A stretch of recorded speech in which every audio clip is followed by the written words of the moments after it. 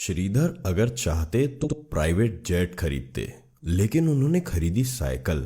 वैसे भी अगर किसी की कुल संपत्ति 18,000 करोड़ रुपए की हो तो 300 करोड़ रुपए के प्राइवेट जेट विमान खरीदने पर ऑडिटर भी एतराज नहीं करेगा। और जब पैसा अथाह हो तो फिर मुश्किल ही क्या है। यूं भी लक्ष्मी जब छप्पर फाड़ कर धन बरसाती है तो ऐसे फैसले किसी को खर्चीले नहीं लगते। शायद इसीलिए एक खरबपति के लिए जेट विमान खरीदना ऐसा ही है जैसे किसी मैनेजर के लिए मारुति कार खरीदना।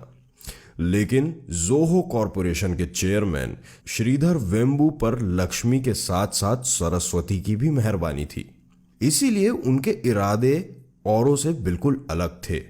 प्राइवेट जेट खरीदना तो दूर, उन्होंने अपनी कंपनी बोर्ड के निर्देशकों से कहा अब कैलिफोर्निया से जोहो कॉरपोरेशन का मुख्यालय कहीं और ले जाना चाहते हैं। श्रीधर के इस विचार से कंपनी के अधिकारी हतप्रभ थे, क्योंकि सॉफ्टवेयर इंडस्ट्री के लिए कैलिफोर्निया के बे एरिया से मुफीद जगह दुनिया में और कोई है ही नहीं।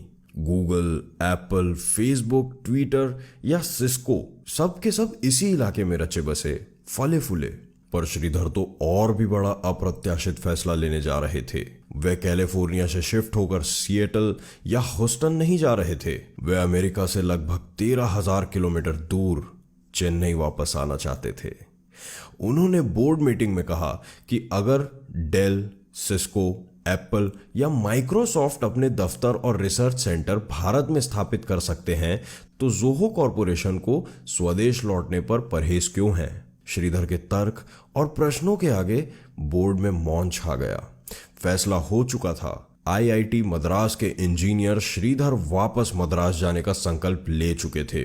उन्होंने कंपनी के नए मुख्यालय को तमिलनाडु के एक गांव जिला टेंगसी से स्थापित करने के लिए 4 एकड़ जमीन पहले से ही खरीद ली थी और ऐलान के मुताबिक अक्टूबर 2019 यानी ठीक 1 साल पहले श्रीधर ने टेंगसी जिले के मथला मपराई गांव में जोहो कॉरपोरेशन का ग्लोबल हेडक्वार्टर शुरू कर दिया।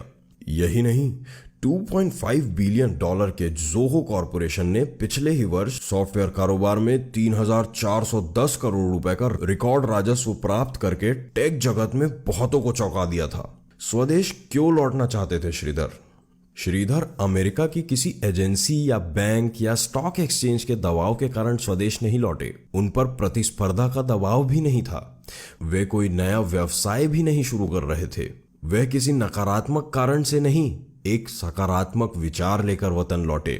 उन्होंने कई वर्ष पहले संकल्प लिया था कि अगर जोहो ने बिजनेस में कामयाबी पाई तो वो प्रॉफिट का एक बड़ा हिस्सा स्वदेश में निवेश करेंगे। कंपनी के मुनाफे को वे गांव के बच्चों की आधुनिक शिक्षा पर भी खर्च करेंगे। इसी इरादे से उन्होंने सबसे पहले मथलाम पराई गांव में बच्चों के लिए निशुल्क आधुनिक स्कूल खोले।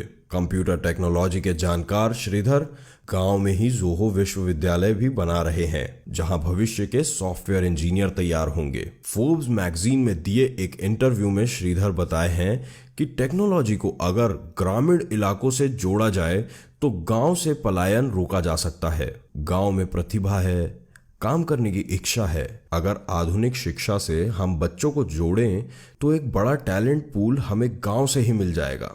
इसीलिए मैं भी बच्चों की क्लास में जाता हूँ, उन्हें पढ़ाता भी हूँ। मेरी कोशिश गांव को सैटेलाइट से जोड़ने की है। हम न सिर्फ दूरियां मिटा रहे हैं, न सिर्फ पिछड़ापन दूर कर रहे हैं, बल्कि इन शहर से बेहतर डिलीवरी गांव से देने जा रहे हैं। प्रोडक्ट चाहे सॉफ्टवेयर ही क्यों ना हो, श्रीधर बताते हैं।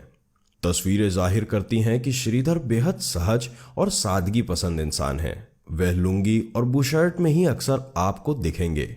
गांव और तहसील में आने जाने के लिए वह साइकिल पर ही चल निकलते हैं। उनकी बातचीत से, हाव भाव से यह आभास नहीं होता है कि श्रीधर एक खरबपति सॉफ्टवेयर उद्योगपति हैं, जिन्होंने 9,000 से ज्यादा लोगों को रोजगार दिया है, जिसमें अधिकांश इंजीनियर हैं।